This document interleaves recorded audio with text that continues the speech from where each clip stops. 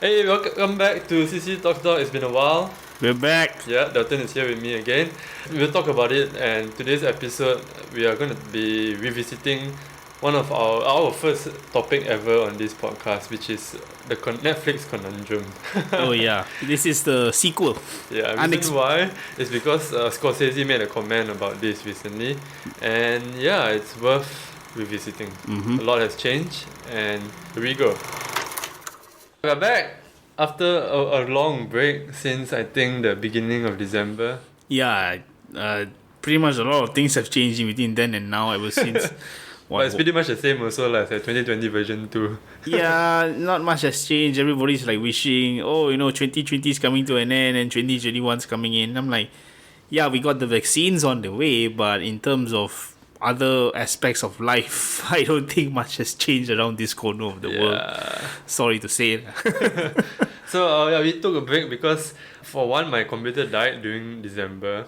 And then COVID came back in Malaysia. With a vengeance. Yeah, with a vengeance. And so it was difficult for us to arrange to schedule our time to have a session lah. And well, now it's 2021 now, and we decided we should get back in this before we get any lazier. And Scorsese gave us the perfect reason to come back lah, basically. Actually, yeah.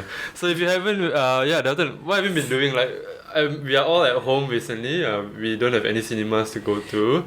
I think it's a really nice time for us to share our home cinematic experience, if you can call it that. Well, put it this way, I don't have like a big home theater system as much as the Americans who like proudly decry the death of the theatrical experience do. They probably have spent a lot of money on big screen TVs and like sound systems. I just have my computer with me where I'm staying. But what I do to replicate the cinematic experience as much as possible is that I download all these new trailers and and commercials, and I rearrange them as how the cinemas would. Before the movie starts. Right before the movie starts. Because there's this YouTuber called Chris Tuckman. Please follow him if you like movies. He's a great film critic. He had this comment. He made this comment which stuck with me, and he says that watching movies online rather than the theatrical experience, the movies that he watched online tend to stick less than what he saw in the theater. Like the experience isn't that memorable, and thus it really doesn't stick in the mind. So what he's implying is that we have to make the experience a bit more memorable. Like if you take actual efforts to make an event out of it. To make an event out of it. Yeah, you buy popcorn or you buy snacks, you buy certain drinks just to enjoy yourself. Like me, I go all out with the YouTube trailers and commercials. So it's sort of like a mini experience, even though I don't have the best of home theater system or projector or whatever. But I still, remember, hey, this is what's playing right now. Basically, I get to enjoy the movie, even though on a smaller scale as what I'm used to. But it doesn't really dampen the overall movie's quality. I felt like I actually remember the movie a bit more. We'll get into that a bit later with the movie we're going to talk about later. We're going to do another episode, I'm sure, about watching movies at home comparing to the cinemas. Because obviously without watching a movie in the cinema, it has really taken something away from that big screen feel. Yeah, and also, now that you brought it up, I also like to add one more like minor detail with regards to how films are being perceived in this new method. Like, I'm seeing a lot less movies getting high grades, and when I say high, I mean like super high, like full 5 out of 5, 4 out of 4 stars, A plus or whatever. I'm usually seeing like a median B plus, A minus, a lot of C's thanks to Netflix. There's not much exceptional films that have come out last year. I don't know whether it's due to the quality of the films or the way that we view films that are supposed to be good. I'm pretty sure the lack of cinemas affected that. Yeah. I can imagine certain movies, the wow factor, let's say at least visually and the audio also, I guess, in the cinema, you will lose that when you're not watching the cinema. When you watch, like you said, you watch on your laptop. I watch on about a 40-inch TV. Oh, I have a desktop. I don't watch on a laptop. I have a desktop. But still, it's not the biggest screen. Yeah, no, it's not. So a lot of visual splendor will go away in a shot, especially, and it will take away from the extra little spark you need to achieve that high score in a review sometimes. Like I can imagine, let's say if a character walks down a beach and then it's a sunset, you know, a beautiful sun rays shooting across the screen. You watch it in a cinema, you get to witness every beam, every ray, and then it'll just look amazing. But you watch it on a laptop, you're gonna be like, oh yeah, it's a sunset. That's it. You won't feel. You're watching it. Oh yeah, it's a sunset. You look next to you and you see your little damp window facing the apartment next door. So it doesn't have the same effect. Yeah, it takes away a bit of that. That's why they call it the magic of the big screen, lah. Yeah, it really does. For me on my side, I have a TV. Not the greatest sound, not the greatest TV. I think it's average at best. So I try to do my best to darken my room, make sure I don't get to see that window that you mentioned, and I try to adjust my seating to be in optimum distance to get. I really struggle to get that the cinematic experiences. I am someone who grown to rely on that to make me immerse myself better, and during this coronavirus break, I realized that my excitement to watch movies has lessened tremendously. Agreed. In a way, it's because there's no marketing hype train going on before a movie like we used to get last time. It's only Netflix on YouTube. Yeah. And it's so noisy. It's not focused like cinemas when they try to push a movie. And I guess also the studios are all cutting down on marketing budget when they want to push a new movie, if there is a new movie. So I realized that I don't look forward to movies almost at all now. And then I just don't. And then on the downside to that is that because a lot of, like you say, Netflix originals, they get pushed. Yeah. It's easier to market them online because the trailers you just plunk online. Yeah. Artwork you just plunk online. We get to that when we really start this episode. Just briefly saying that there's, on the flip side to that, genuinely good movies that, like the one we're about to briefly review, they get pushed under the rug. Yeah. Definitely. Lost in the clutter. Yeah, because Netflix, they want to push their own content. Yeah. But we'll get to that very soon. So I realize now that when I want to watch a movie, I really try my best to watch it within a day before I lose my excitement for it. Unfortunately, it's just becoming a thing now without cinemas. Because it's like an event, like you said. Going to the cinema, it's like really attending an event, a concert per se. Well, if you can't attend it, then why don't you make it into an event? As best you can, like what I did. Yeah, it helped me. I'm not sure whether it helped others because my experience is different than others, but it definitely helped me. So that's our little comeback intro thing that lasted for about 5 minutes or so, and now we're going to get into the gist of it.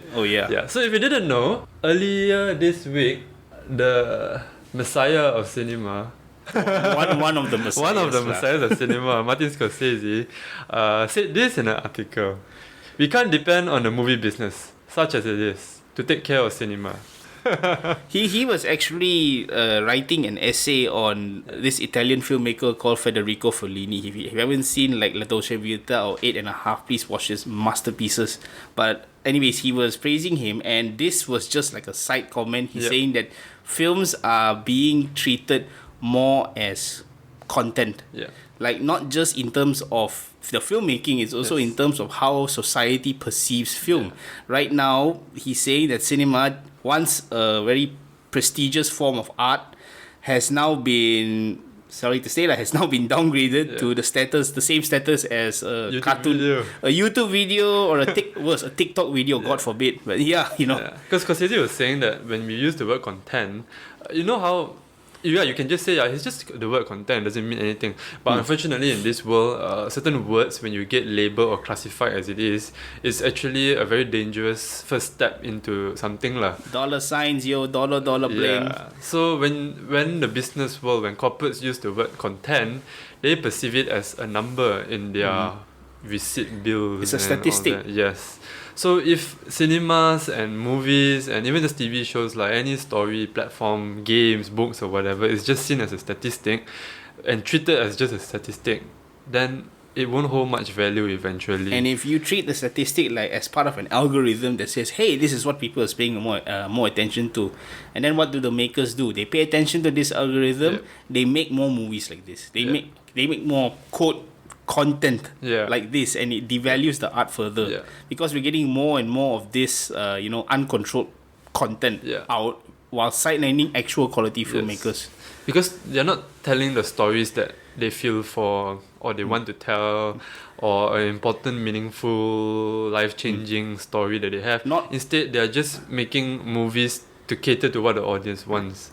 Now, we're not knocking Netflix entirely for this. They have indeed, they themselves indeed fund some of Scorsese's pet projects, like The Irishman. I know you didn't really like the film as much, but I loved it. I did not say I didn't like it, but I knew that Netflix was using The Irishman for its Oscar push. That's about it. Honestly, if they didn't need the Oscar, they wouldn't have funded but this was pre-COVID times, so they wanted to prove themselves worthy with the big boys, and now the big boys are like ironically catching up with them on streaming. But Netflix funded passion projects like The Irishman, like Alfonso Cuarón's Roma. So those kind of artistic freedom that you don't normally get with the studio system, I 100% support. But on again, the flip side is there has to be proper curation of these films, and not by a computer. It has to be by human hands. I completely agree what Scorsese is saying, because if you rely so much on statistical data and automatic curation of movies based on this algorithm, you're going to end up with a lot of people demanding more than they're actually supplying.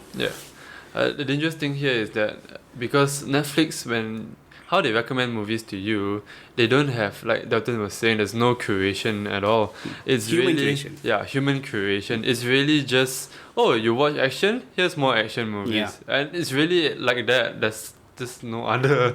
There's no meaning to it. There's no meaning to it. The end goal is for you to consume. That's the end goal. And for them to be able to say, hey, look, we have 500 movies in our library and you will never watch all of them by paying 10 ringgit a month or something like that. lah. I mean, essentially, that's what they want to do and that's all they care about. So it's very scary that... Because, I run a indie cinema, and here we get to know our customers, our audience, and when we recommend movies, it's very personalized, it's very curated per se. And I always have a tough time explaining this. Maybe Dalton here can help me this time around. But for example, let's say if you like action movies, right? It doesn't mean that you won't enjoy a slow movie, because maybe if you watch Roma. Roma's too far. Give me a movie with some story behind it. Like Shawshank Redemption. Action movie. Action movie with story. Sicario? Okay, so Sicario, here you go. So Sicario, on a surface level, is just police and gangsters, right? Surface level. In Mexico, drug cartel. But when you watch it, and if you pay attention to what it's trying to say, it goes more. It talks about the black and white of good and bad. Is the police always the good side? Is the gangsters always the bad side? Moral ambiguity. So maybe when you watch that movie, you can say, I like action movies, Sicario was a good action movie. But then maybe there's another movie, a very slow burn movie, maybe like Roma, that talks about that moral ambiguity of police and robbers. Roma isn't. For example. Okay. So maybe there's another slow movie out there which has the same message. And then you usually, if you follow Netflix's algorithm, it's not an action movie, right? So you won't watch it. But then when you talk to a friend and then you tell your friend, I like the Sicario, that action movie, because it shows how ambiguous the morality is between police and gangsters. Then your friend might be able to, I know this movie. It might be a bit slow, but it has the same message that you like, that same values that you like. And then you will be more open to it. And then you try it, you might like it. And then, you just watch a non-action movie. And that's how curation can work. It's the human touch. Like if you have like somebody who you can follow, or someone you respect, like actually recommend you a movie, you know, you hear their reasoning for it and they understand your taste, and yet they're still trying to recommend you appreciate them for that you're trying to share a story that you feel like it has in common with something that you like. And now I feel like I should check this out for myself, because I trust the person who's recommending this to me, rather than you trust it to a computer system which is like nothing but ones and zeros. And there's another problem there, like how you feel in the day itself. If you're having a long day at work, and then when you go back home, you're on Netflix won't know that. They're just like, you watch romance yesterday, how about watching romance today? But let's just say you just had a really shitty day and you don't even feel like seeing people fall in love. Obviously you won't want to watch that. But else if it's a friend or someone the human touch, like you were saying, they will they will understand that you're having a bad day, and maybe you want something to suit the mood or something to pick you up. And that's where Netflix cannot do. They can't do it. Hey, so we're going to say this. Netflix, if you're listening to this, right, you can just give us 10% royalty fee or something lah. Add like a questionnaire function or a survey function when people log into Netflix, you know. Ask them, how are you feeling? 1 out of 5.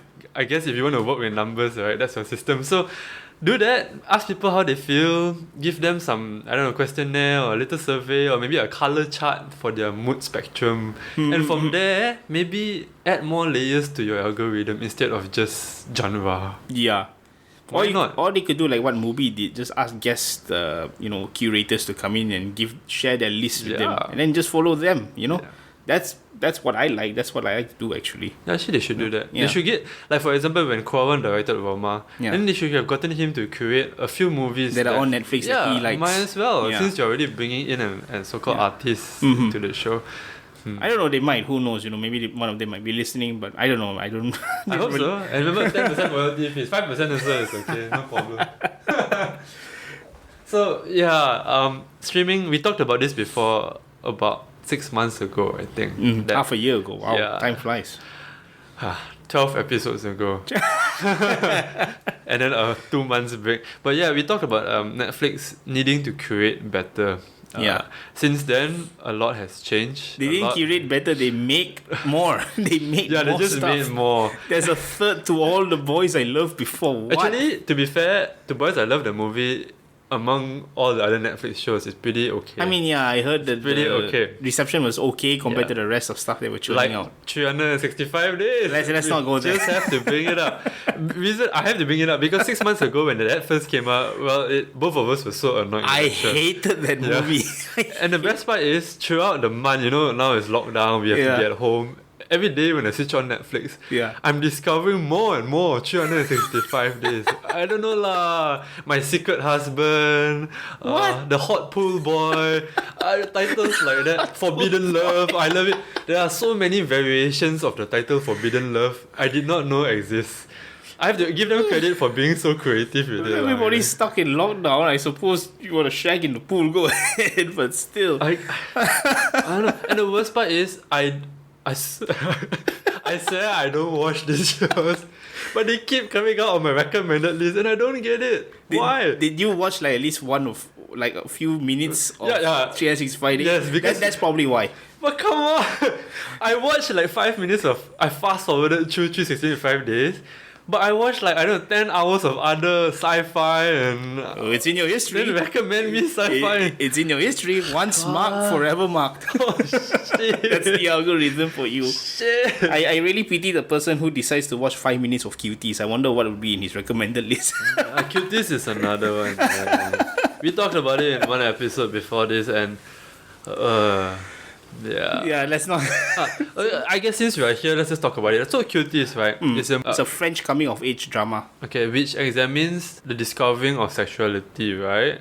In a way, it's basically about a young woman, not a young woman, sorry, a young girl, 11 years old, who is coming to terms with her own self-identity. She's mixing up with the wrong crowd, who is like aspiring to win a dance competition by True twerking, unfortunately. Dressed in like hot pants and showing half your body and all that. So actually, it's fine. The story is fine actually. I mean, it sounds like a normal coming of age movie that you'll normally see in America, Japan, China. It's normal. It's a normal story. Sensitive of a topic, but it's actually fine if you handle it well. And to be fair, for those who are a bit more open-minded, who watch the show, they say actually it's a good message there. It has a good reason for doing so. However, Netflix here obviously ran with numbers and they are like, hey, people like this, people like that, so we must sell it like that and like this. And the posters came out to show. I have no idea why they picked that particular poster. Cuties is a movie that suffered from its marketing. Originally, the French poster was just a bunch of girls dancing on the streets or something, or like hopping around the road, innocently dressed, nothing wrong. But the Netflix poster is basically them looking like Spice Girls or something like 11-year-olds. That's the most simplest example I give. So that's the problem here with Netflix again, right? Just numbers. Yeah. Let's study what people want. We just give what people want. Give We them don't- more, so they'll pay more. You know, that sort of mentality. You know, No you think- nuance, no subtlety. understanding of subtlety or what's wrong or right in society. Ah man. I mean, they certainly made the choice to publish that first poster, knowing that it'll attract certain groups of people Yeah. who, or at the bottom line is they don't care about the ramifications of posting such a design poster like that. They just want money. Yeah. All at the end of it, they just want people's money. You just want viewers. Yeah, viewers, because viewers equals money. Yes. You know. And you can't deny that poster created so much It's free- talk it's free online. publicity. Yeah, and well, Netflix is ripping it out lah. Unless we don't let them, we have to keep talking about it, keep hammering them about it, and don't let them go so easily. But there's a lot of people who are really angry about Yeah. QT. So understandably so, because the way they went about with it, right? It's about as subtle as a brick to the face. Yeah. So I completely understand the anger behind against QTs, so to speak. It's quite unfortunate, towards the director, because I'm very sure she does not have that intention in Yeah. mind. She's trying to actually prove a point. Yeah. But again, there's a thin line between actual exploration of the themes and exploitation. Oh, man. So you're teeter-tottering on that line. You're bound to rub people the wrong way. Yeah. So I really don't know lah. Netflix or whatever other streaming platform. I'm just saying Netflix because it's the most known one lah, right? There's Disney Plus, there's HBO Max. HBO Max, we're gonna talk about it in the next episode. Oh boy! Really yeah. looking forward to it. because Starting it's with Snyder Wonder Cut. Woman. I have a lot of things to say about that movie. So back to Netflix again lah. Please start curating your movies, Yes. your recommended list, and that's, oh my god, I think I saw, like, because I watch sci-fi, right? Then they put up a sci-fi list, and I think in the sci-fi list there was something like Me Before You. What? Why? What? I Why? No, and I saw when I saw that I can't remember the exact movie, but I'm pretty sure it's like Me Before You Me under sci-fi lah. I guess because the guy is semi-dying and he's living longer. I don't know. Do you imagine the ramifications if somebody saw like a paralyzed dude considered sci-fi? He's moving in a wheelchair. No. Technology, moving human. So anyway, I took like 1 minute staring at the screen, wondering why is this in my sci-fi list. I really just stood and stared at the somebody screen flubbed for up, a I while. guess. I have no idea lah. And well, Netflix has to do something about it. The curation is bad, dude. And like we said earlier, Dalton was talking about this like maybe 10 minutes ago about Netflix pushing their own content. Then you get third-party movies. Like for example, I know the Before trilogy, not all of them, maybe just Sunrise and Sunset is on Netflix for Right. about almost half a year already. Never once have I saw it appear on my list.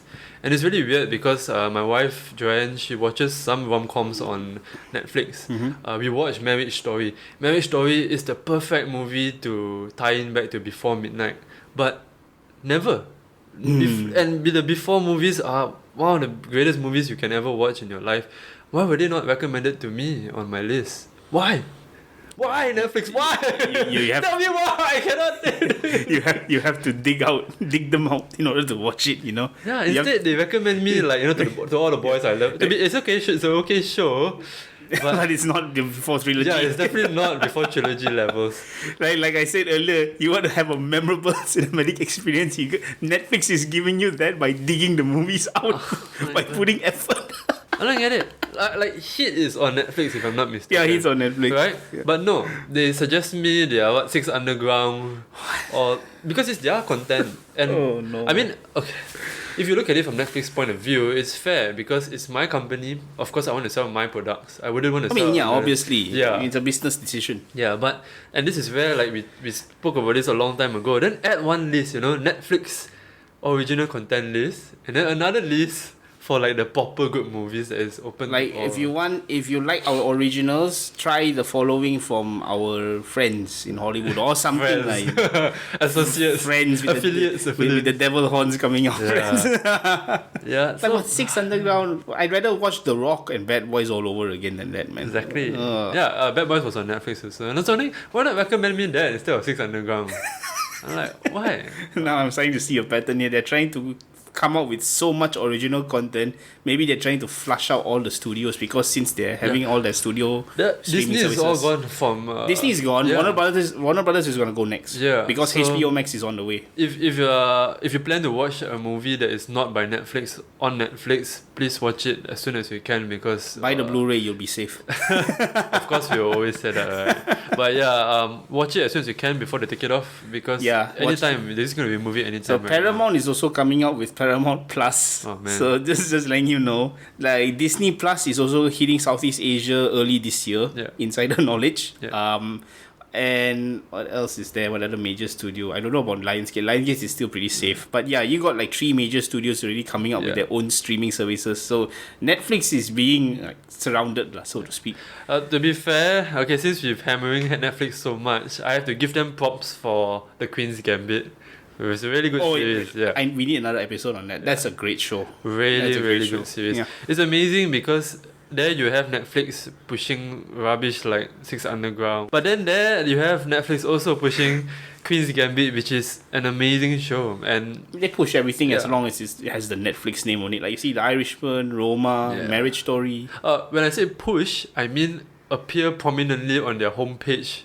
Like when you log in, because that's what they do. Right. And like for Roma, I didn't get that at all on my... Really? Yeah, I didn't see it. I think I got it once, but that was quite some time ago. Yeah, just Queen's once. Gambit was like a whole week on my home screen every time when I log in or something like that. Mm-hmm. But it's great.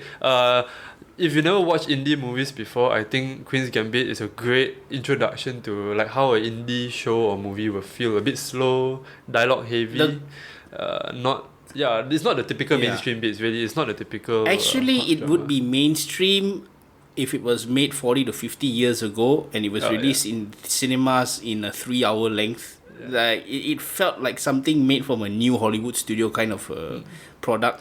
I can see it being an A24 series, man, easily. So, yeah, it's a good introduction to indie shows. I'll talk about this another day. It's a side project that I'm working on. Let's do that. Because, well... indie movies should be watched more lah. There's so much great stuff there. Indie movies are the future of cinema and television. I would say television is getting much better, but indie cinema is not far behind. Yeah. So and then just now you brought up how all the big studios are starting their own streaming platform. Like most of them are right now starting them up.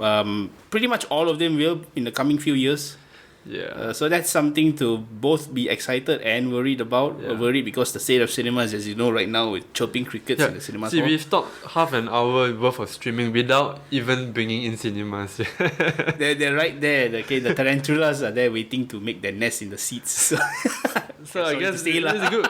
So the danger here is that it's funny because everyone went into Netflix, the first ever streaming platform. Major streaming platform. First major one. Because we were sick of the pay-per-view format of satellite TV, like Astro in Malaysia, where you want movies, you have to pay. You want sports, you have to pay.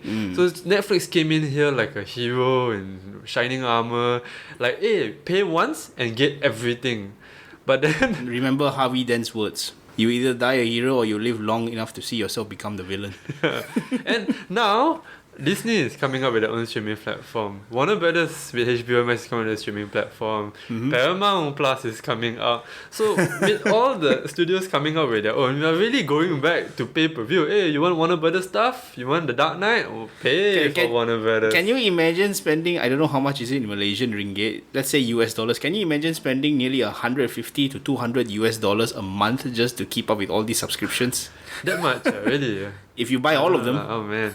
So here I'm actually worried for Netflix because Disney has their own studios. They have like an entire army behind them to churn out content or movies or whatever you want to call it. I'll give Disney Plus credit over Netflix. Disney Plus has quality control over their curation. Yeah. So I'll give them that. Over quality control sometimes. Overly control. The parental guidance thingy. Let's get into that some other time.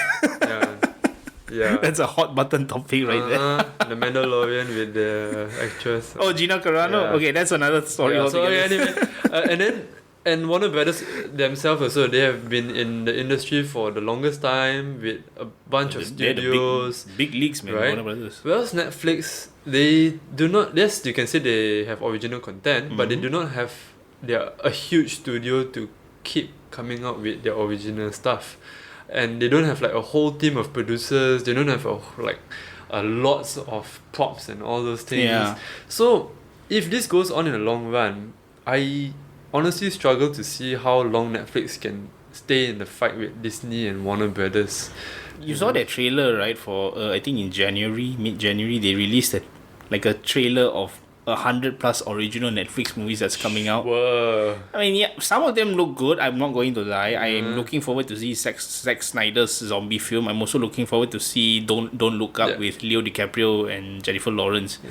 So some of them I'm genuinely looking forward to, but there's a lot of them which I'm like, you're just placing filler out. Quantity over quality. Yeah, I know. And there's this movie, Red Notice, Ryan Reynolds, Dwayne Johnson, and Gal Gadot. Yeah. I have no interest watching that. Yeah. Honestly, really, because I'm so petered out by all these Netflix blockbusters that I just I'm done, But there was one that came out with the Bohemian Rhapsody. Rami Malek. Rami Malek. Which one? Is it The Simple Things? That's Warner Brothers and HBO Max. That's The Little Things. The Little Things. Denzel Washington and Jared Leto, right? I mean, these are I know it's Warner Brothers, but these are the movies where it's an average at best script. So they plug in big names. I saw the movie. I'm going to get into that a bit later, if you let me, just a little bit. But from my understanding, it was meant to be a theatrical release before COVID hit, but a January release, and that's another conundrum. I don't know. So yeah, Netflix streaming platforms. Where are they going to go? I have no idea. Recently, I heard that Netflix is going to introduce a random play button. Oh no! It's just like Spotify, where you can discover new bands or new singers. So Netflix apparently is adding a random play button. Who's the button made for? Imagine you're watching 365 days. I want more, and you press more, and suddenly you get randomized Roma, or you randomize cuties, and then there's 3 different sides of the pond. I'm like, what's going on? I don't know how this works, because not like songs is 3 minutes worth of commitment. Yeah, exactly. So that's fine. You can just skip. It's fine. 2 hours worth of commitment, 6 hours if you watch 3 movies in a row. Yeah, and it's just like what Scorsese said. If movies are just treated like a number, our commitment to watch it will also lessen tremendously. Just imagine. I can imagine myself. Okay, I click random. And then they give me a Roma, for example, and I'm not someone who watched that kind of show, for example, and then I'm watching it 5 minutes in, skip, next, and you will cultivate that habit of skipping to the next movie, which is it's surfing channels all over again. Yeah, worse. Yeah, worse. It's worse. Oh my goodness. Because when you surf channels previously in historically, you just change just to skip a commercial or something. You're not not necessarily and you can't fast forward or rewind. Yeah, but now you can, which it just makes it too easy to channel surf like you're that. More demanding, and you're more a sense of entitlement for you to. You know what? I deserve to change. You know what? Fuck you. Yeah, and that affects storytelling, because imagine if I'm a new upcoming director and Netflix is giving me millions to make a movie, right? And knowing how Netflix work, I am bound to make a movie that has a great 5 or 10 minutes to sell the movie. And in that way, every movie will be following a formula. Oh, the first 5-10 minutes must be great, or else people will skip on Netflix. Because that's the rule. You have to hook the audience in within the first 3 to 5 minutes. That's the golden rule of filmmaking and TV series. Yeah. But the thing is, Netflix knows how to do that. They forgot about the rest after the 3 or 5 minutes. At least for most of them. I'm not saying for all of them. And not all movies need to be great in the first 3 to 5 minutes. It can be a slow burn. It can take its time, and it will reward you at the end. Yeah. So they don't understand the investment in the characters and the investment in the story. If you want to see where it's going, you stick around, and you might end up getting rewarded at the end. You feel oh, okay, that was a worthwhile journey, that was a worthwhile adventure, and I got away with something from that. That's the real power of good movies, good series, etc. I don't know, man. Okay I'm gonna make a prediction with all the big studios coming out, like Disney, Warner Brothers, who are traditionally known for making movies, right? I feel maybe because Netflix all this time they've been making or supporting original content like Scorsese's and Cuaron's, so-called artist projects. And then they do this just to be taken seriously. It's an open secret lah, okay? So I have a feeling, right, with Warner Brothers and Disney Plus coming with their own streaming platforms, right, maybe Netflix will just stop doing movies. They just go back to doing series. I wouldn't mind that actually. Yeah, because the series actually has been generally better. Yeah, their series overall has been much better than their output of movies. Yeah. Their original movies, so to say. And I wouldn't mind. And I think from Netflix point of view, it's great for them because in terms of numbers, viewership, length of investment with viewers coming back, it's much more rewarding for them in a streaming angle. Here's the thing, they keep cancelling their good shows. That's another thing. Right? Mindhunter, come on, where's season 3? Glow for me. I freaking love Glow and they cancel. Don't be surprised if they cancel Stranger Things 1 year from now. Yeah, even though that's their flagship series right now. It's getting bad though. Season 2 and 3 was just a decline. Glow, oh my god, if you haven't watched Glow, it's great. And it's so sad because season 3 obviously ended with a cliffhanger that led to season 4. And season 4, if I'm not mistaken, if I remember things correctly, right, all the actresses and actors were posting on social media they just wrapped up production. This is before COVID, and they were about to enter post-production. Season 5. No, it's going to end at season 4. I remember it was announced season 4 was the last one. They finished production, and a few months later, Netflix announced that it was not going to be released. That's the end of it. What the flying F, dude. All the actors and all were broken, they were sad. And even the actors started a small campaign to ask Netflix to salvage whatever that was filmed and give them a chance to at least do a 2-hour movie to end it. Yeah. Just at least a 2 hours movie to end the show. No. It was man. Yeah, so that's it. Oh man. That's it. They actually filmed scenes already. They were about to enter post-production. And that's it. Why? Oh, because the fan base wasn't big enough. That's it. What? But oh my god, I guarantee you, let's say if the fan base is only like 10,000 people, right? That 10,000 people love Glow. It's really fun, that show. Give or take a few years down the road, they'll do the same thing. Maybe they'll give the same treatment to that show like Sense8 and Firefly. Sense8 is the first example. Firefly. Joss Whedon is now just done.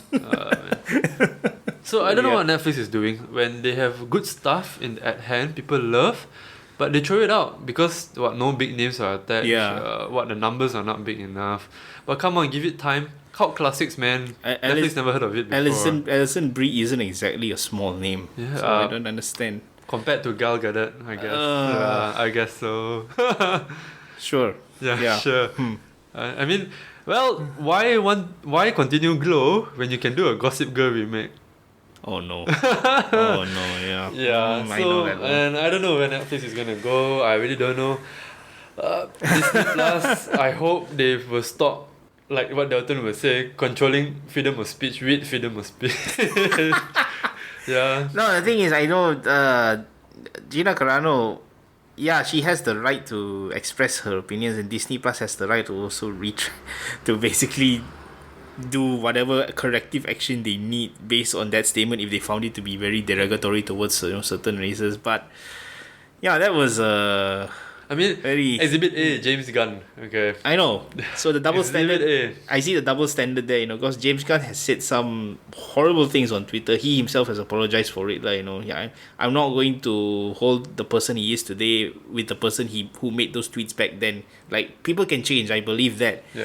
But if, like in the case of Gina Carano, if you Disney has a very strong stance against these kind of things now.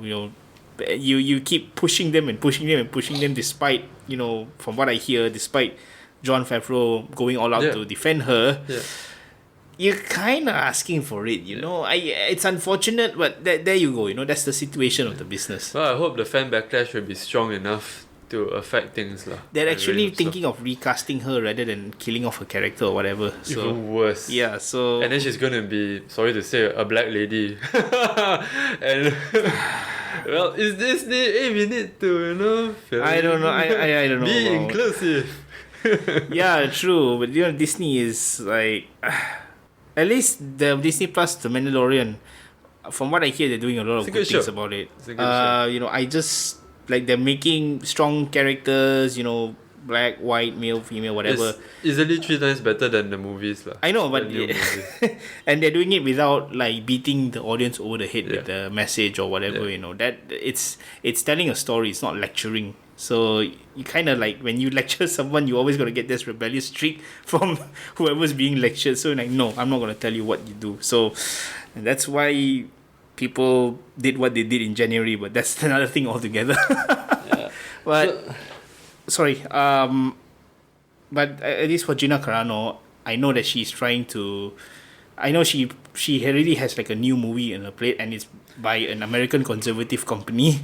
I'm not sure whether you know of the Daily Wire and Ben Shapiro, but I have like I read a bit about it. I discuss all the time with my friends who are in America about him. So he's like he's something, so to speak. I'm not saying anything good or I'm not saying anything bad, but he's definitely something. So now we're having like this cultural war in the United States, like left wing or right wing, Democrats, conservatives. So Gina Carano's now making movies for the conservative. I don't know what's gonna happen in the United States from now on because they're like trying to go against this liberal Hollywood entertainment. So Oh, man. so the whole thing is like The shifted whole now. world lah, not just America lah. Oh boy, that's Back another to, yeah. back to streaming platforms. So I guess naturally we will have to talk a bit about actual cinemas lah, right? And it's very scary how all these streaming platforms and unfortunately with how long it's taking us to handle COVID, finding a vaccine and all that, and more cinemas were shut down because of it. Yeah. And one of the ways we can predict things to happen is that studios will start buying cinemas. And like we talked about once before, is studio-owned cinemas.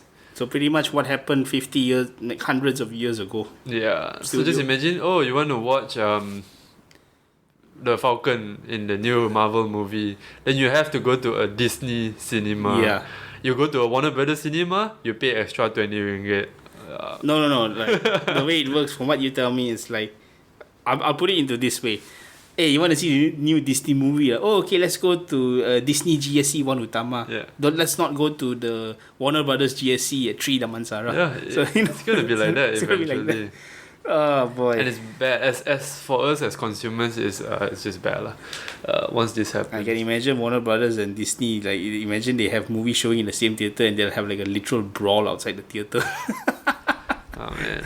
Justice, especially Corporate wars. just man. Justice League and Avengers coming out at the same day. Oh, man. Eventually. I can't wait for like big tech companies like maybe Apple or Facebook to get into all this, man. Apple, that's the other streaming service. Oh. That's the one that slipped my mind. I was about, because I said there was Yeah, one they're more doing player. good stuff, actually. Apple is actually doing a damn good job. I will say this because I saw Greyhound and all people give a lot of mixed reviews for Greyhound. Yeah. Greyhound is actually not bad. Yeah. Like there's sexual quality to it, and there's another movie which I highly recommend you watch if you have the time.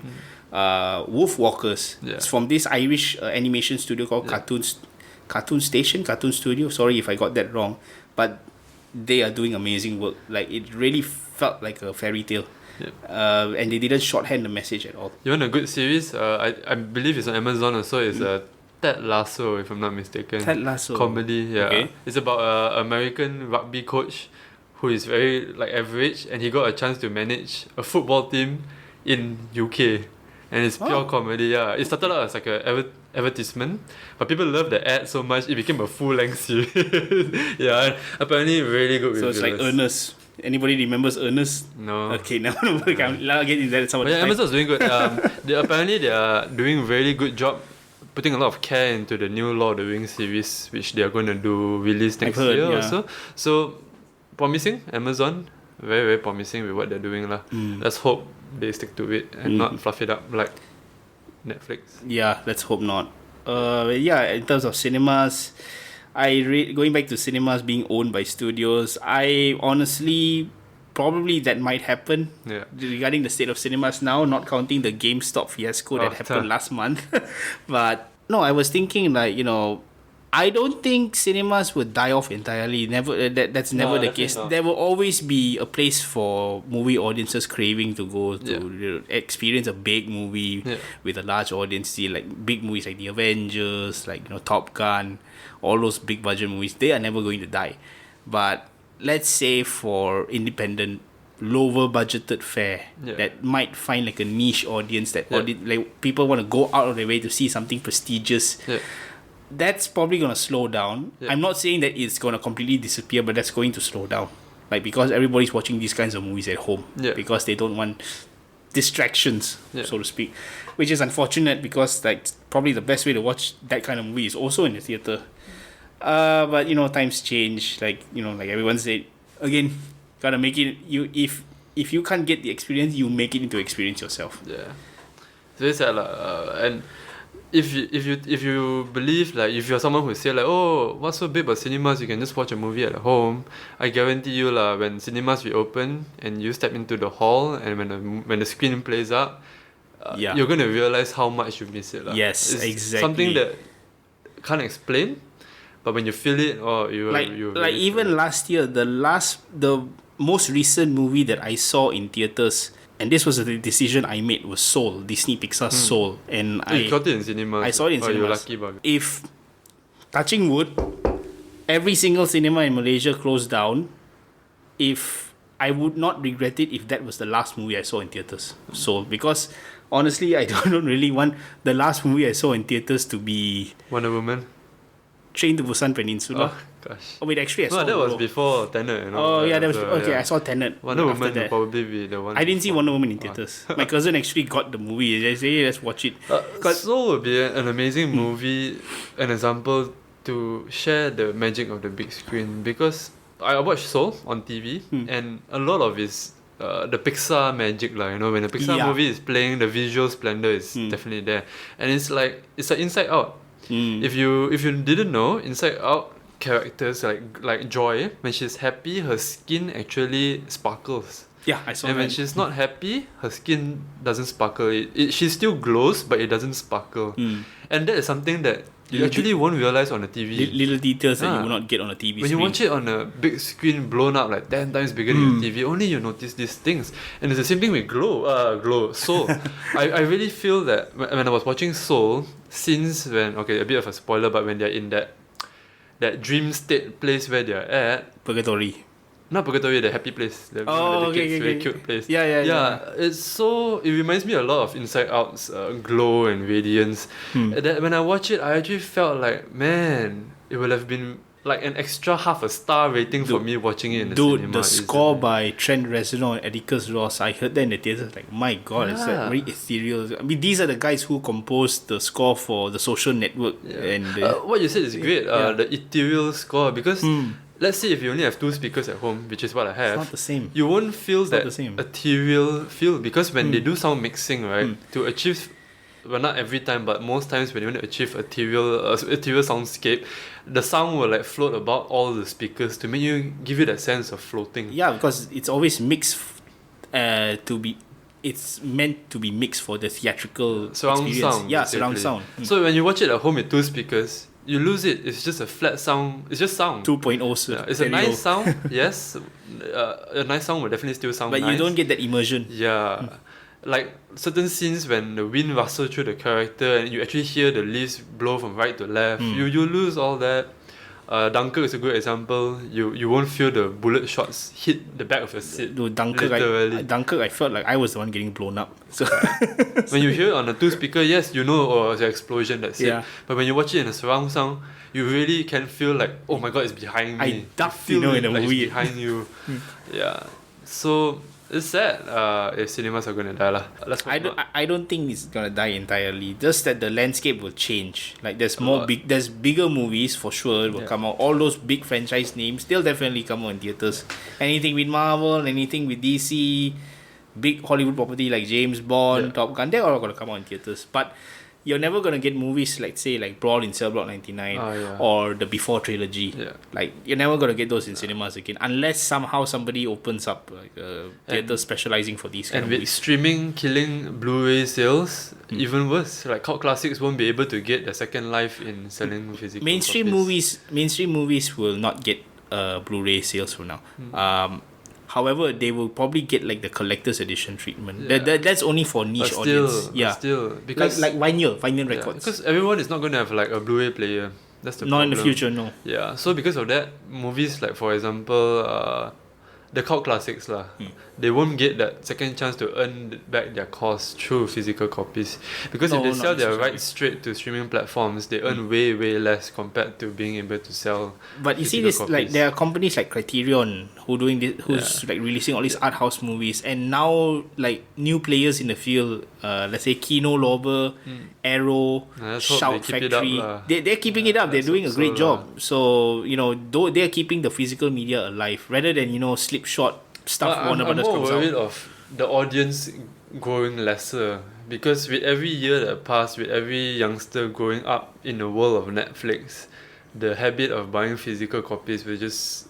I mean, die if they're off. if they're interested in filmmaking, per se, then they can definitely buy the Blu-rays and see how the Well, film was made. When they Net- see YouTube as filmmaking, also it's a problem there. YouTube doesn't have the bonus features that Blu-rays have. At least I not all don't of think them. it matters to them. I mean, it's just like you said earlier. They treat content as content. Yeah. They don't treat true, it as unfortunately. filmmaking. They treat it as content Content. creation. Yeah. TikTok. Hey. Oh no. Yeah. I cannot imagine somebody buying a $10,000 red camera and then just turning it sideways and say, "Hey, this is my 8K TikTok." Woo! I think I just pissed Joey off. You killed part of me there. Turning the red camera sideways. Oh my lord. If we ever get banned, it's because of that. Okay, if our podcast gets banned, it's because you actually said turning a red camera sideways. Vertically. My god. Oh boy, wow.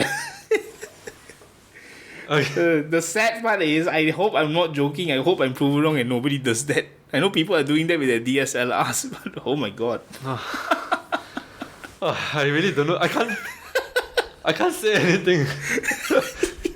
Wow. Oh boy. Yeah, Okay. so that's the I think I recovered. Now I'm recovered. that's the Okay, beauty of I'm cinema right back there. now. I'm back now. Holy shit! What a. I really lost of words for that. Oh my god. Okay. Sorry, so- it led up to that, man. I'm Yeah, sorry. if you have any thoughts on streaming or where cinemas are going to go, let us know. We hope. Scorsese, thank you for listening to our podcast. It's nice to have a fan like you know, to feel validated, like our thoughts are right. Yeah, this is where we're gonna end this episode. If you haven't followed us on social media, do so. We do really nice visuals with things that we say. We're trying to do more like something like more reviews, shorter reviews lah. Yeah, maybe we're not gonna have more podcast reviews form. down the road. Yeah.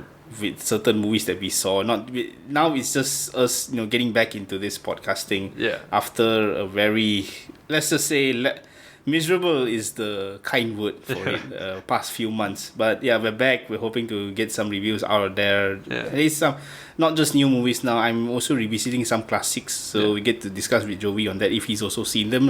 Yeah. He definitely watches way more than me lah. So yeah, we're going to be more active again. Leave a comment. Maybe we even try things like I don't like how it's all about the hype now, like Clubhouse for example. but I have to give them credit for making, for example, what they kind of do is making engagement and interaction with podcasters easier. For example, now like when you listen to us, you can't comment right under our podcast per se. You have to comment in a post on social media, and that's like a division that is hard to breach lah. So it's sort of like a curation, social media curation in a way. Yeah, but it's like an interactive podcast. That's the best way. The layman way of just explaining what it does. Isn't that like a live stream? Yes and no. Yes and no. There's some difference there. But it's just to go into. But for Right, example, right. But anyway, yeah. So leave a comment and all. We'd like to hear from you. Blah blah blah. The usual stuff lah. It's always great to be able to share thoughts and all. And hey, maybe we even want to invite one or two of you on. We know lah, the loyal listeners. We've been talking. It's just that it's a bit hard to arrange the schedules now with COVID and work blogs and travels. regulations and all that lah. So okay, I hope you stay safe wherever you are, whatever you do. Stay safe. Enjoy the movies. If you're in an area where the cinemas are safe to go, please go. Yeah. Please go. Remember to stay hopeful at tough times like this lah. Yeah. Yeah. Okay. Goodbye. Bye.